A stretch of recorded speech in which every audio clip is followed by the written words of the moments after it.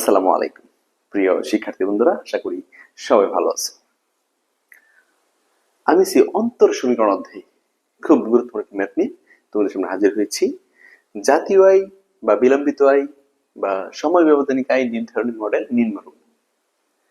একটা জাতীয় মডেল নিম্নরূপ দেওয়া আছে এবং এই মডেল থেকে আমাদের যেটা বের করতে হবে, আয়ের সময়পথ নির্ণয় করতে হবে আর সময়পথের স্থায়িত্বের উপর মন্তব্য করতে হবে। গুরুত্বপূর্ণ ক্লাসটি আমরা একদম মনোযোগ সহকারে প্রথম থেকে শেষ পর্যন্ত দেখব ইনশাআল্লাহ। শুরু করি। সমাধান।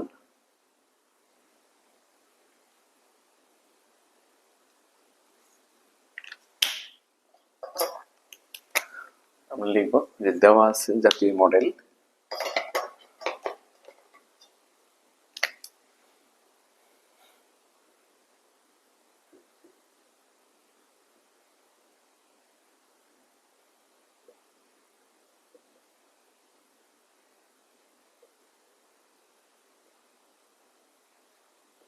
দেওয়া আছে জাতীয় মডেল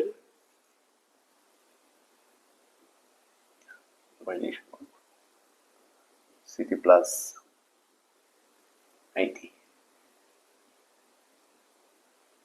সিটি সমান 90 প্লাস 0.8 ওয়াইটি মাইনাস 1 আইটি সমান 50 ওয়াই নট সমান 12।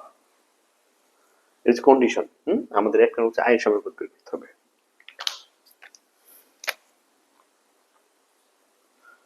তো আয়ের সময়পথ নির্ণয় করতে হবে এক নম্বর।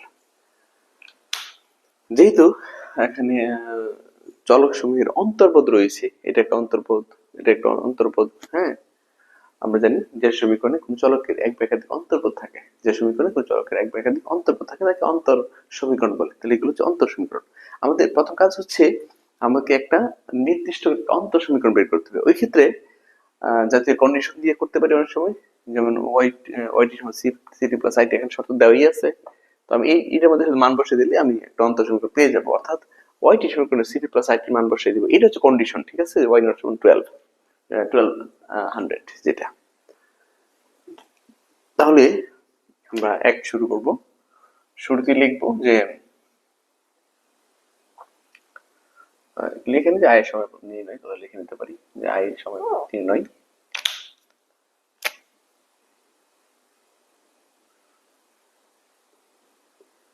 আয়ের সময় পথ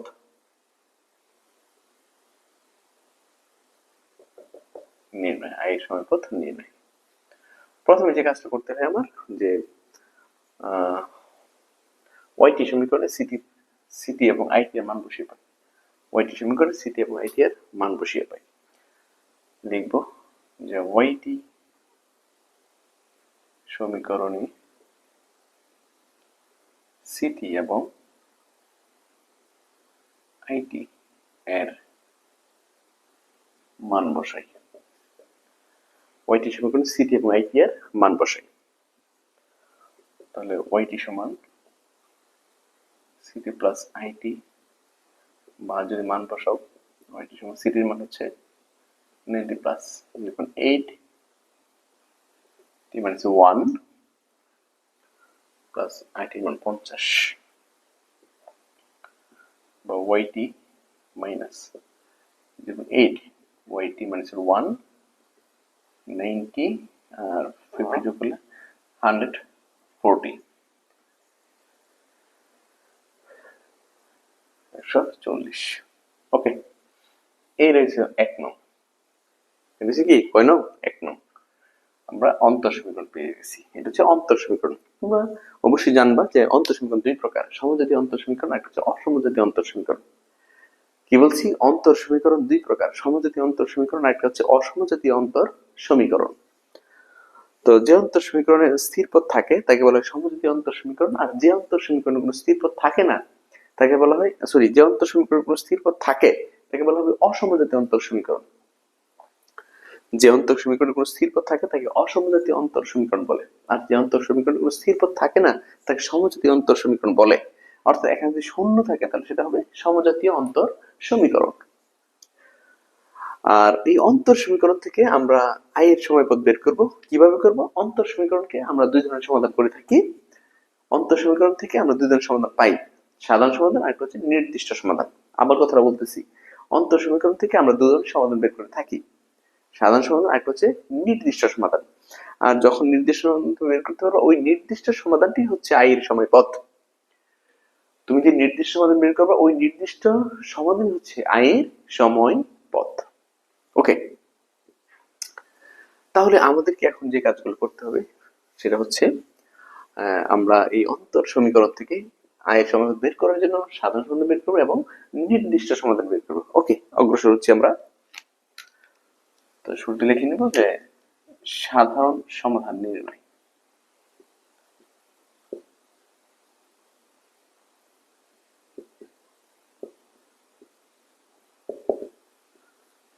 আর সাধারণ সমাধান নির্ণয়ের জন্য তোমাকে যে কাজটা করতে হবে, যেহেতু সমীকরণটা হচ্ছে অসমজাতীয় অন্তর সমীকরণ, তো সাধারণ সমাধানের জন্য যেটা করতে হয়, যেমন ধরো সাধারণ সমাধানের জন্য আমরা এটা বের করতে হবে, ওয়াইটি সমান হচ্ছে ওয়াইসি প্লাস ওয়াইপি, সম্পর্ক ফাংশন আর বিশেষ সমাকলন। এটা হচ্ছে সম্পর্ক ফাংশন, এটা হচ্ছে বিশেষ সমাকলন। তো সাধারণের জন্য সমাধানের জন্য, সাধারণ সমাধানের জন্য আমার দুইটা বিষয় বের করতে হবে, একটা হচ্ছে সম্পর্ক ফাংশন আর হচ্ছে বিশেষ সমাকলন। তো সাধারণ সমাধান লিখলাম, সাধারণ সমাধান লিখে আমি লিখে নেবো যে সম্পর্ক ফাংশন নির্ণয়।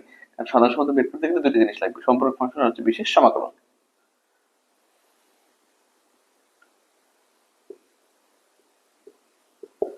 সম্পর্ক ফাংশন, যেটাকে আমরা ওয়াইসি বলতে পারি, কমপ্লিমেন্টারি ফাংশন, সম্পর্ক ফাংশন নির্ণয়। ব্যাস। কিভাবে করব? এই এক নং সমীকরণকে প্রথমে সমজাতীয় করে নিব। তুমি মনে রাখবা অন্তর সমীকরণগুলো সূত্র নাই, শুধু ধাপ মনে রাখবা। আর এক অঙ্ক পারলে ওদের মোটামুটি সবই পারা যায়, একটা অঙ্ক ভালো পারলেই ওদের 80% শেষ।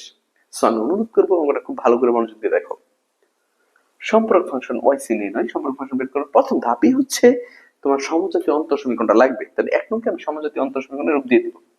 লিখবো যে এক নং সমীকরণকে সমজাতীয় অন্তর সমীকরণের রূপ দিই। এক নং সমীকরণকে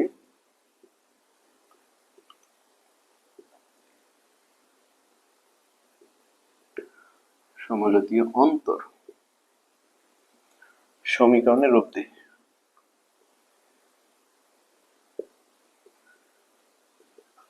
একটা সমীকরণকে সমজাতীয় অন্তর সমীকরণের রূপ দিই। তাহলে আমরা যেটা করবো, ওয়াইটি মাইনাস 0.8 ওয়াইটি মাইনাস 1 সমান 0। ঠিক আছে, একটা সমীকরণকে সমজাতীয় অন্তর সমীকরণ আমি রূপ দিয়ে দিলাম, 0 বসাই দিলাম। এটা 2 নং দিয়ে দিবা। এরপরে যে কাজ করতে হবে সেটা হচ্ছে ধরি ওয়াইটি অন্তর্গত যেটা আছে, ওয়াইটি সমান এবিটি, এ বি টি, এটা আমরা ধরে নিব ওয়াইটি সমান এবিটি, এ টু বি টু পাওয়ার টি, এটা হচ্ছে 3 নং। তাহলে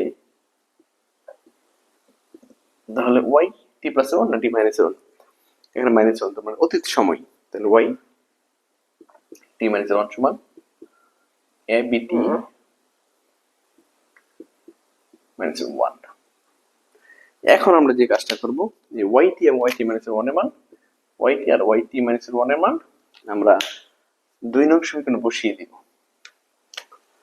লিখবো যে এখন ওয়াইটি এবং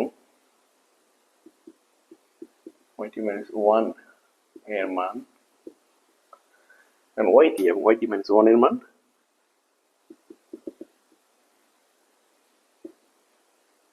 2 নং এ বসাই। এখন ওয়াইটি এবং ওয়াইটি মাইনাস 1 এর মান 2 নং এ বসাই। বসাবো 2 নং এ ওয়াইটি মানে এবিটি মাইনাস 0.8, ওয়াইটি মান হচ্ছে এবিটি মাইনাস 1, যেহেতু এখানে আছে ওয়াইটি মাইনাস 1 সমান 0, বা ABT 0.8 ABT into B inverse 1 সমান 0। তাহলে এবিটি এখানে 0.8 এবিটি ইন্টু বি ইনভার্স 1, সূচকের নিয়মে আমি যদি বি এর পাওয়ারটাকে আলাদা করি, তাহলে বিটি ইন্টু বি ইনভার্স 1। এখন তুমি কমন নিয়ে নাও এবিটি। যদি আমি এবিটি কমন নেই, তাকে 1 মাইনাস 0.8 আর বি ইনভার্স অন যে কথা 1/b একই কথা, বি ইনভার্স অন যে কথা 1/b একই কথা। গণিতের নিয়মে আমরা জানি এই অংশের উপরে আছে, উপরে অংশকে নিচে নিতে গেলে পাওয়ারের চিহ্ন পরিবর্তন হয়, প্লাস থেকে মাইনাস থেকে প্লাস। তো বি ইনভার্স অনটাকে বি শুধু বি হয়ে যাবে, বা 1 মাইনাস 0.8b 0 আর এবি তে দেখো গুণাকার আছে, ওকে সেগুলো ভাগ আকারে যাবে। এটা না লিখতে হয় লেনটা, কারণ এটা সমান 0 লিখতে পারি, পরে লেন এটা সমান 0 লিখবো। তো যদি লসাগু করি তাহলে এখান থেকে বি আর এখান থেকে 0.8 লসাগু করলে, হ্যাঁ লসাগু করলে বি এর সাথে 1 সরাসরি গুণ হয়ে যাবে, বি মাইনাস 0.8 সমান 0। 0 কে বি দিয়ে ভাগ করলে সেটা 0ই হয়। বা এখন বি মাইনাস 0.8 এই বি এর সাথে 0 গুণ করলে সেটা 0 হয়ে যাবে, ঠিক আছে। বি মাইনাস 0.8 এই বি এর সাথে 0 গুণ করলে সেটা কি হয়ে যাবে, 0 হয়ে যাবে। আর গুণ করলে, হ্যাঁ আর গুণ, বি মানে এর নিচে 1 আছে, বুঝছো। বি মাইনাস 0.8 এর সাথে 1 গুণ করলে সেটা বি মাইনাস 0.8 আর এই বি এর সাথে 0 গুণ করলে সেটা 0 হয়। তাহলে অতএব বি এর মান পাইছি আমরা 0.8। বি এর মান কি পাইছি 0.8। এই 0.8 আমি 3 নং এ বসিয়ে দেব, তাহলে সম্পর্ক ফাংশন পেয়ে যাব। বি এর মান 3 নং এ বসিয়ে দেব, তাহলে সম্পর্ক ফাংশনটা পেয়ে যাব। বি এর মান পরবর্তীতে কাজে লাগবে, আমি কোনো একটা জায়গায় বি এর মান লিখে নিচ্ছি, পরবর্তীতে কাজে লাগবে এই কারণে। বি সমান 0.8। ওকে, লিখবো যে এখন বি এর মান 3 নং এ বসিয়ে পাই।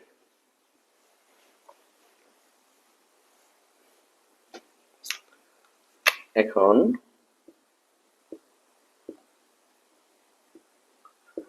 বি এর মান 3 নং এ বসিয়ে পাই,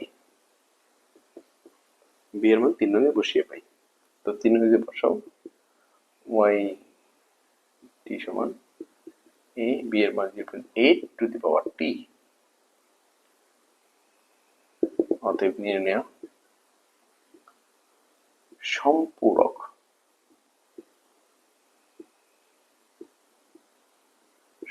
function yc a 0.8 to the power t। নির্ণয় সম্পর্ক ফাংশন yc সমান 0.8 টু দি পাওয়ার t। এটা হচ্ছে নির্ণয় সম্পর্ক ফাংশন। নির্ণয় সম্পর্ক ফাংশন yc সমান 0.8 টু দি পাওয়ার t। ব্যাস, তো সম্পর্ক ফাংশন বের করলাম। এরপর যেটা আমার দরকার সেটা হচ্ছে বিশেষ সমাকলন। তো আমি লিখে নিব যে বিশেষ সমাকলন নির্ণয়।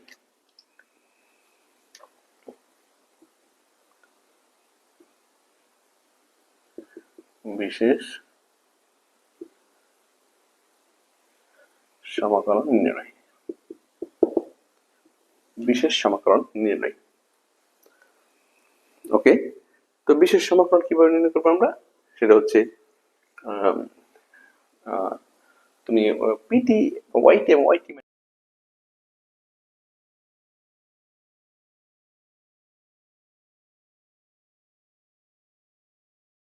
মাইনাস 1 যেটা, এই দুটো সমান তোমার অন্তর্পদ যেটা ওয়াইটি এবং ওয়াইটি মাইনাস 1 দুটো অন্তর্পদ আছে। এই দুই অন্তর্পদ সমান আমি ধ্রুবক ধরে নেব, ধরি ওয়াইটি সমান ওয়াইটি মানে সমান সমান কে, দুটো সমান একটা ধ্রুবক ধরে নেব, কে ধরে নেব, যেখানে কি একটা ধ্রুবক, যেখানে কে হলো ধ্রুবক, যেখানে কে হলো ধ্রুবক। তাহলে যেখানে কে হলো ধ্রুবক, তাহলে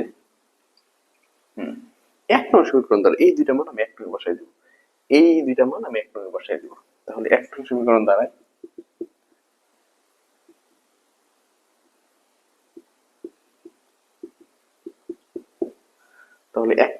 দ্বারায় কি দাঁড়ায় ওয়াইটি মান হচ্ছে কে মাইনাস 0.8 কে 140, বা কে থেকে 0.8 কে বাদ দিলে 0.2 কে 140। আমাদের কে সমান, তুমি 140 কে ভাগ করে দিবা কত দিয়ে, 0.2 দিয়ে, গুণ আকারে এসে গেলে ভাগ আকারে যাবে। তাহলে ওদের কে সমান 140 কে 140 কে ভাগ করে দিব 0.2 দ্বারা, 140 ভাগ 0.2 700 আসছে, ঠিক আছে। এই যে ধ্রুবক পাইছি এটাই হচ্ছে তোমার বিশেষ সমাকলন। অতএব নির্ণয়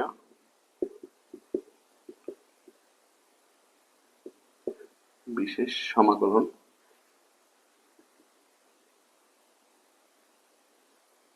অতএব নির্ণয় বিশেষ সমাকলন ওয়াই বিশেষ সমাকলন হচ্ছে ওয়াইপি পার্টিকুলার ইন্টিগ্রাল যেটা হচ্ছে ওয়াইপি সমান 700 এই হচ্ছে বিশেষ সমাকলন। ব্যাস, তাহলে আমার সাধারণ সমাকলনের দুইটা মান দরকার ছিল, সম্পর্ক ফাংশন দরকার ছিল আর বিশেষ সমাকলন দরকার ছিল। আমি দুইটা মান পেয়ে গেছি, এখন আমি সাধারণ সমাধান বের করতে পারবো। ঠিক আছে, এখন আমি সাধারণ সমাধান বের করতে পারবো। লিখে নিতে পারি অতএব নির্ণয় সাধারণ সমাধান, অতএব নির্ণয়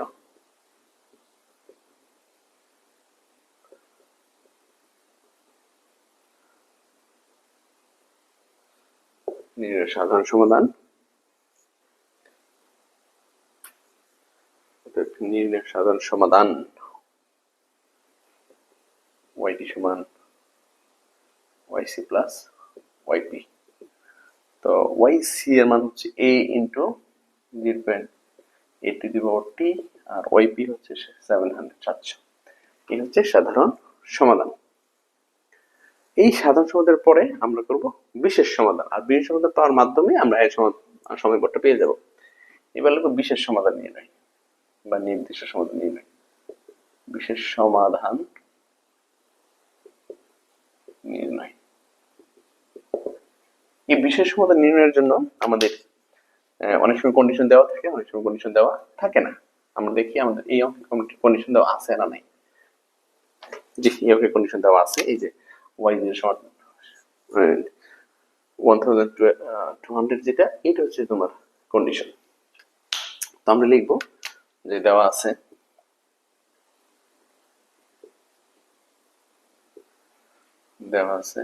y0 সমান 1200, অর্থাৎ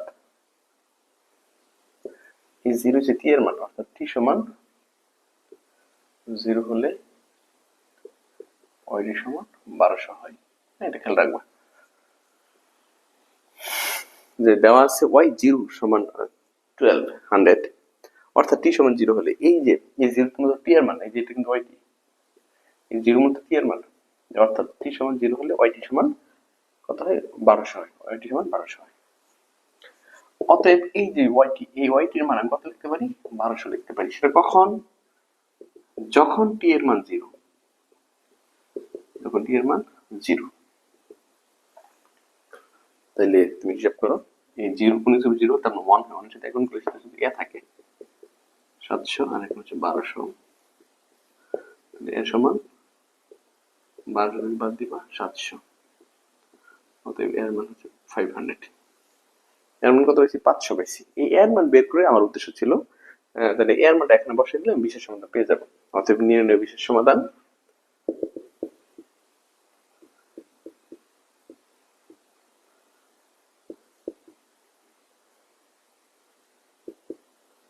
অতএব নির্ণয় বিশেষ সমাধান yt সমান, আমি মানটা বসিয়ে দিই, এর মান কত? 500। এই 500 বসাই দেব, ঠিক আছে? এইটা হচ্ছে বিশেষ সমাধান। আর যেটা আমরা বিশেষ সমাধান পাবো ওইটা হচ্ছে দামের সময়পথ অথবা জাতীয় আয়ের সময়পথ। এখানে যেহেতু আয় বলছে তাহলে লিখবো আমরা আয়ের সময়পথ। অতএব আয়ের সময়পথ, yt সমান 500, 0.80, 700। ব্যাস, এই হচ্ছে আয়ের সময়পথ। ওকে, আমরা এইভাবে আয়ের সময়পথ বের করে নিব। এরপরে 2 নম্বরে যাব। 2 কি বলছে দেখো, 2 বলছে সময়পথের প্রকৃতির উপর মন্তব্য করো। 2 বলছে যে সময়পথের স্থায়িত্বের উপর মন্তব্য করো, সময়পথের স্থায়িত্বের উপর মন্তব্য করো। 2 লিখে নিব যে সময়পথের স্থায়িত্বের উপর মন্তব্য। সময়পথের স্থায়িত্বের উপর মন্তব্য, সময়পথের স্থায়িত্বের উপর মন্তব্য, সময়পথের স্থায়িত্বের উপর মন্তব্য।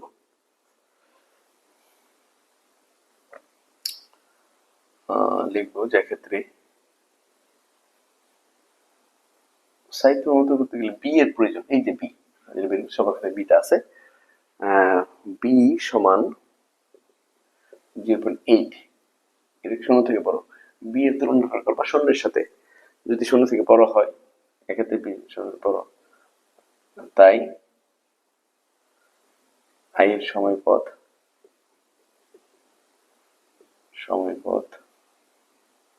অদোলায়মান। কথাটা আমি আবার বলি, সাহিত্য মন্তব্য করতে গেলে তোমার একটা মন্তব্য আসবে দোলায়মান অদোলায়মান থেকে, আর একটা আসবে মন্তব্য কি বহির্ভূত থেকে। কি বলছি, সময় সাহিত্য মন্তব্য বলে দুইটা মন্তব্য আসবে, একটা মন্তব্য আসবে দোলায়মান অদোলায়মান হতে, আর দুইটা মন্তব্য আমরা করবো বি এর মানের উপর ভিত্তি করে। তাহলে বি সমান 0.8, আর 0.8 অবশ্যই 0 থেকে বড়, তাই আই এর সময়পথ অদোলায়মান। তাই আই এর সময়পথটা কি অদোলায়মান, 0 থেকে বড় হলে কি হয়, অদোলায়মান হয়। ঠিক আছে, আবার বি মডুলাস 0.8, মডুলাস 0.8। এখানে মডুলাস চিহ্নের বিষয়টা হচ্ছে যদি মাইনাস থাকতো তাও এখানে প্লাস দিতাম। মডুলাস মানে হচ্ছে ধনাত্মক নির্দেশক চিহ্ন, পরমাণুর চিহ্ন, প্লাস থাকলে প্লাস হবে, মাইনাস থাকলে সেটা প্লাস হবে। তাহলে বি মডুলাস 0.8 পাইছি আমরা। এটা একের সাথে মডুলাস থাকলে এটা একের সাথে তুলনা করা হয়, অবশ্যই এটা এক থেকে ছোট।